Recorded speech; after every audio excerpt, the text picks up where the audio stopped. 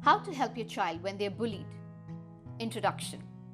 Bullying is a very serious and significant issue in not just schools but a lot of places. Children are not safe in parks, in their community, and even at their homes, as they can be bullied by their family members. In this digital era, where children use smartphones for their studies, they can be bullied while their online classes are conducted or on multiple social media platforms as well. There are many types of bullying, which are all hazardous to the child's mental well-being.